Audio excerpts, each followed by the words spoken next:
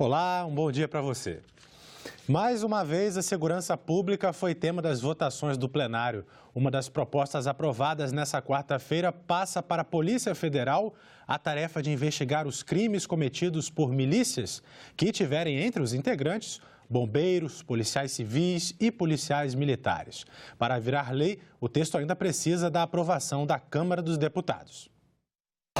As organizações formadas por cidadãos comuns armados, as chamadas milícias, surgiram principalmente no Rio de Janeiro para combater o tráfico de drogas pela falta de ações do governo em comunidades carentes. Mas, segundo o relator da proposta que fortalece a investigação desses grupos, muitos milicianos são membros também das polícias locais e acabam participando do crime organizado. A preocupação trazida no bojo do projeto foi devidamente fundamentada e deve ser vista com a máxima atenção, pois os policiais que apuram delitos devem ser isentos e imparciais. Essas ações da Polícia Federal funcionam. Sabe por que funcionam? Porque tem investigação. Esse é o caminho. Mais do que a intervenção lá, militar, na hora, é a investigação, é a inteligência. O importante nisso, nesse aspecto dos crimes cometidos pelas milícias ou grupos paramilitares, a importância aí é de reduzir em quase zero, a contaminação da própria investigação. Por quê? Porque imagine um que faz parte da corporação fazer parte de uma investigação para investigar quem é da própria corporação. A proposta foi aprovada e encaminhada para votação na Câmara. Os senadores também foram favoráveis a um projeto integrante da agenda microeconômica, que facilita a recuperação judicial das micro e pequenas empresas ao dispensá-las da apresentação de certidões negativas de débitos tributários.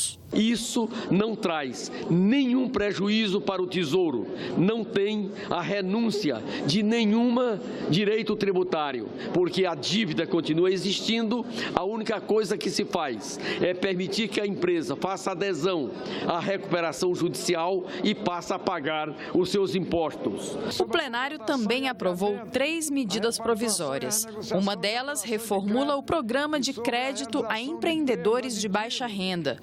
As outras 2 estavam com prazos bem apertados. A MP que venceria nesta quarta ajuda os estados a renegociarem as dívidas com a União. A outra é a que prorroga de 28 de fevereiro para 30 de abril a data limite para a adesão ao Refis Rural.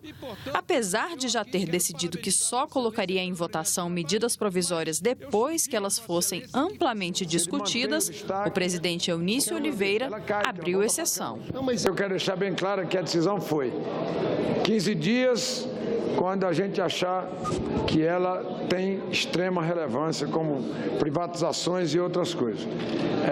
7 dias quando ela tiver relevância. E exceções, como nós estamos fazendo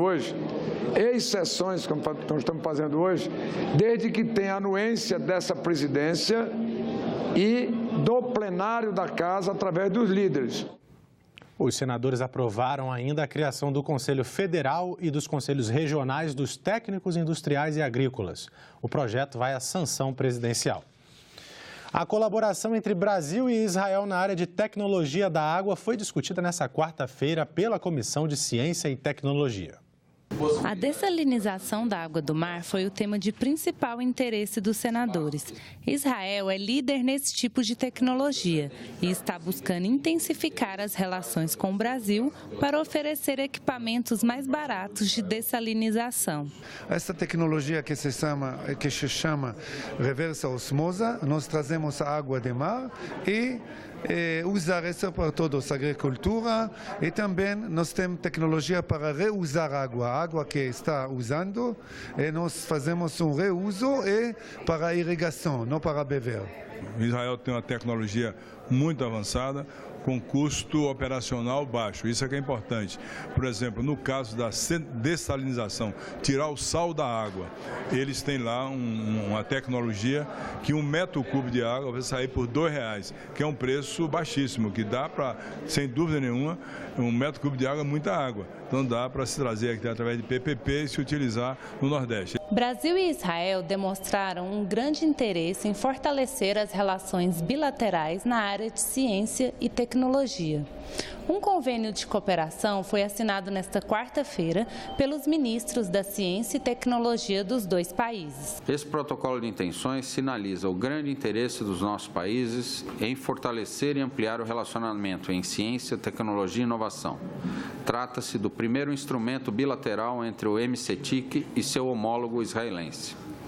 Respaldados por esse instrumento, pretendemos intensificar a cooperação bilateral. A violência contra a mulher será debatida hoje a partir das 14h pela Procuradoria da Mulher no Senado. O foco da discussão será o atendimento oferecido aos agressores.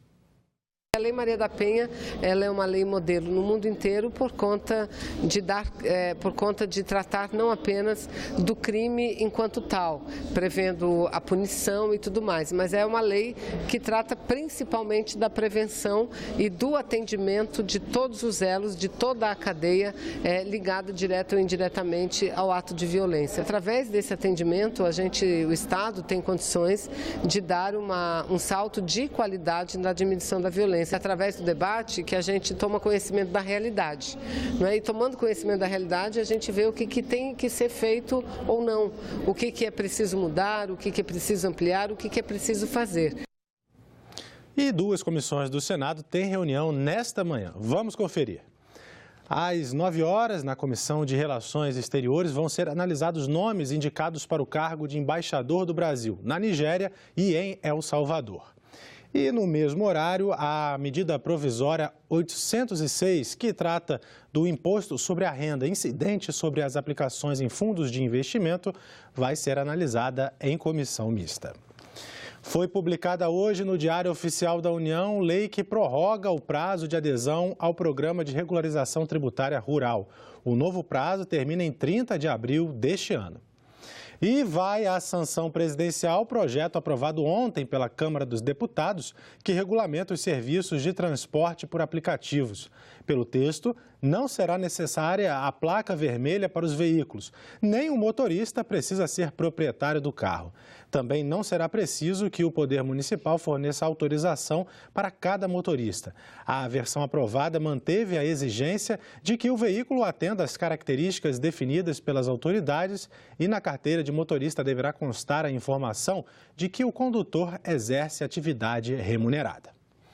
Auxílio moradia. O adicional está no contra-cheque de muitos agentes públicos, sejam eles concursados, nomeados ou eleitos. A repórter Carla Benevides explica como funciona o auxílio e as propostas para limitar o benefício.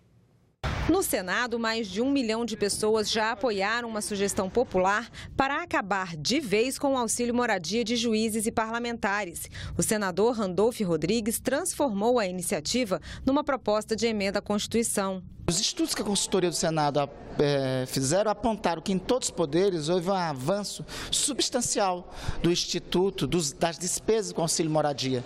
Hoje, essa despesa representa quase 2 bilhões de reais para os cofres da União. Como a Constituição não pode ser modificada enquanto estiver valendo a intervenção federal no Rio de Janeiro, alguns parlamentares estudam outras formas de mudar a lei para limitar o auxílio moradia. Tinha que se baixar um ato dizendo: no Congresso Nacional, ninguém vai receber auxílio moradia. E a decisão sendo tomada aqui por parte dos congressistas, oxalá também a medida seja tomada por parte do Judiciário. Na Câmara, o deputado Rubens Bueno é o relator da comissão que vai definir os adicionais que podem ultrapassar o teto salarial do funcionalismo, como o auxílio moradia. Ele promete um texto que evite abusos. É saber que o auxílio moradia é para aqueles que eventualmente vão prestar um serviço ou mesmo por tempo determinado. Então, eles precisam do auxílio de moradia. É assim nas empresas, é assim no poder público, é assim em todo lugar. O adicional que tanto muitos brasileiros consideram injustificado é uma verba considerada indenizatória, quer dizer, para cobrir gastos. Por isso, não entra no cálculo do teto de remuneração e nem recolhe imposto de renda. Mas quem tem direito a esse auxílio? Pelo Estatuto dos Servidores Públicos Federais, quem ocupar cargo de alto escalão em qualquer poder da República, desde que não possua residência própria na cidade onde irá trabalhar e não haja imóvel funcional à disposição.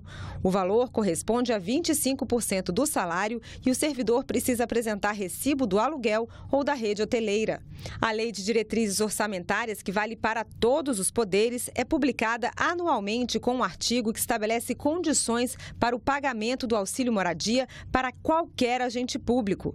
Não existir imóvel funcional disponível, não morar com outra pessoa que já receba o auxílio ou ocupe imóvel funcional e não ter imóvel próprio no mesmo município onde trabalha.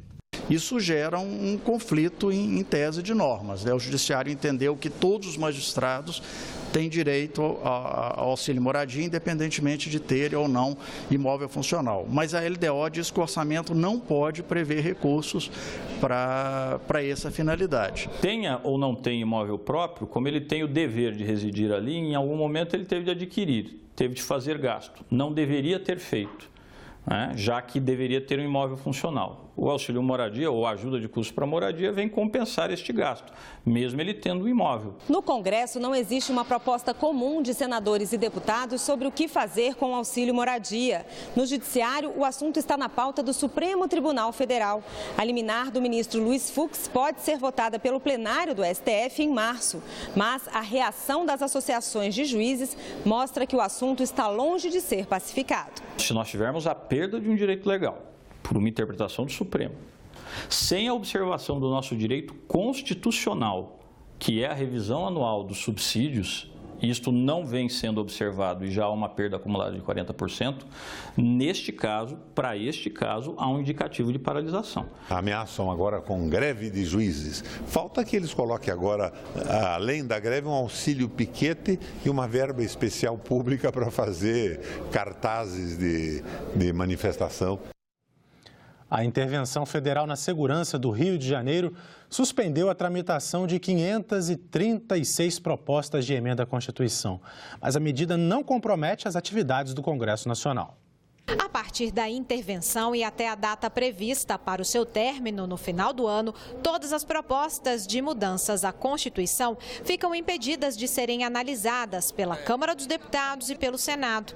O senador Antônio Anastasia defende que a suspensão preserva os direitos dos cidadãos. No momento em que há uma exceção a esse equilíbrio, no qual um Estado perde parte da sua autonomia, ou até mesmo a sua autonomia total, mediante essa intervenção federal, aí nós não podemos ter a tramitação da Constituição. Ela fica como que congelada para proteger o cidadão, para manter a ordem jurídica inalterada diante dessa ordem, que é uma ordem grave, é uma ordem de fato que quebra o princípio federativo da intervenção. Necessária no caso concreto, como sabemos, mas de fato é uma ordem, vamos dizer assim, extremamente excepcional e extremamente grave. Das 536 propostas de emenda à Constituição, pelo menos 83 estavam prontas para a votação pelo plenário do Senado. O líder do governo negou paralisia no Legislativo em função da intervenção no Rio de Janeiro.